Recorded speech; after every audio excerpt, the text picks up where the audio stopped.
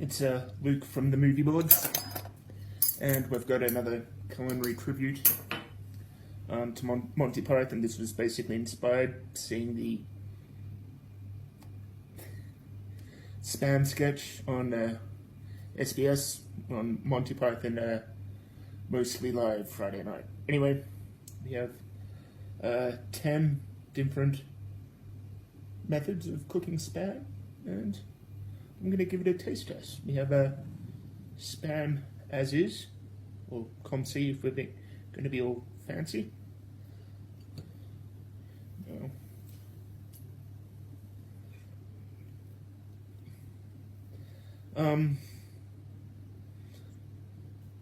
It's not the best flavored for spam because I've got a couple of different flavors of I found a couple of different flavors of spam, and just normal spam, but is okay, but it's not the best of flavors. Now we have a toasty, which has spam, Swiss cheese and tomato.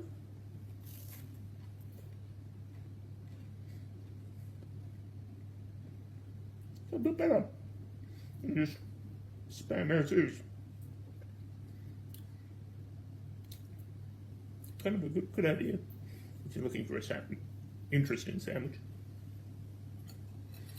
Now we have sort of a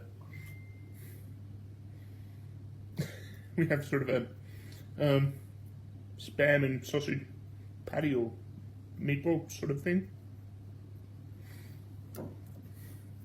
A couple of different spams were thrown in, crumbled up, and then a bit of flour, and an egg, combined it all. This is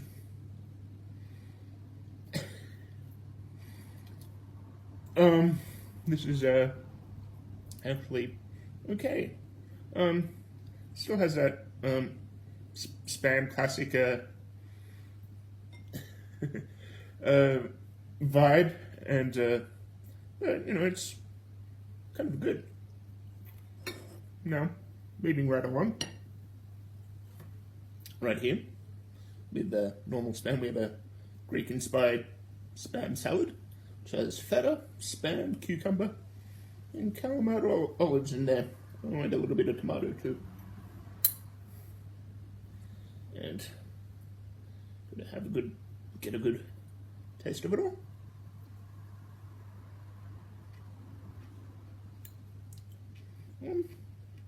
Well, the olives actually and feta actually play off kind of nicely with the spam here. Actually, kind of nice. Okay, keeping on moving along.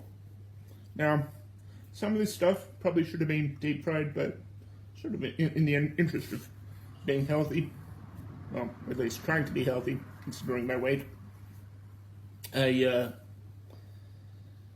bake these. We have battered spam, which was the mix I used was a beer batter, but I ended up using a soda water instead. And I used a hot and spicy spam, if I remember rightly, for this. Moving around. Now, admittedly, it might have been a better idea to actually deep fry this, or shallow fry this maybe, because this isn't as crispy as you'd like something battered to be, but the spiciness of the spam is actually kind of cool. Alright, that's kind of like it. Now, moving along to the baked, not deep fried stuff, we have crumbed piece of spam. There's also spicy spam.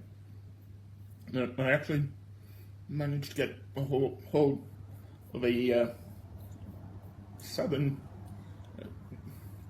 breading mix, which is from Louisiana, at my local supermarket.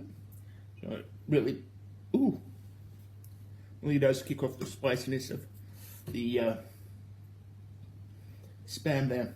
Anyway, we also have just moving somewhere a little differently. We have teriyaki spam, stir-fried teriyaki spam, and stir-fried vegetables.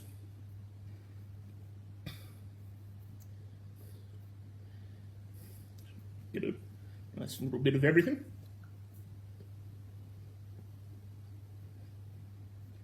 Probably should have had a drink or something to go while I was doing this, but this was just fried in some butter, and teriyaki is actually kind of nice. But because it's kind of small and a bit sort of squidgy, just sort of a nice texture. That's something you generally think of from a stir fry. Kind of good. Moving along, back to the big stuff. Actually glazed a bit of Spam in some honey with a bit of liquid smoke. Might have left it in the oven for a bit long, but it actually has a interesting sort of texture to it. Alright, get a load of that. Interesting. Alright, putting that down.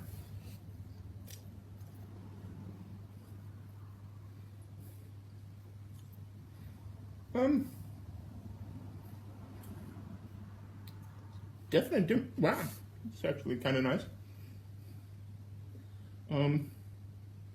Sort of very downplayed compared to the stuff from Louisiana inspired stuff, which, yeah, it's very understated. Definitely try again. Well, at least with that glaze anyway.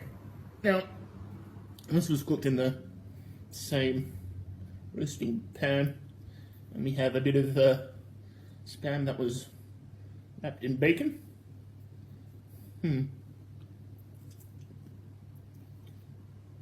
Oh, yes. This is the honey and the smoke actually plays rather nicely off the bacon. And Spam's this Spam, which I think was the Spam classic, for the want of a better term, yeah, actually kind of growing on me.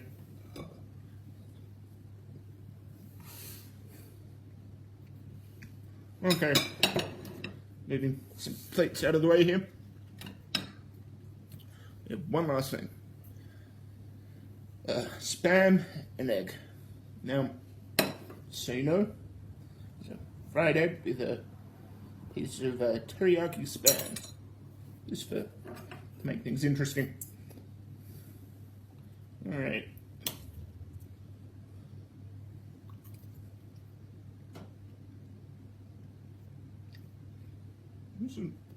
This is a good idea. Yeah. Simple. Yeah, different with the teriyaki. Definitely probably wouldn't have normally done something like this, but I actually kind of like it. Well, if you want to see any more culinary salutes, or for the one of a better term, tell me anyway. I'm Luke, and see you next time.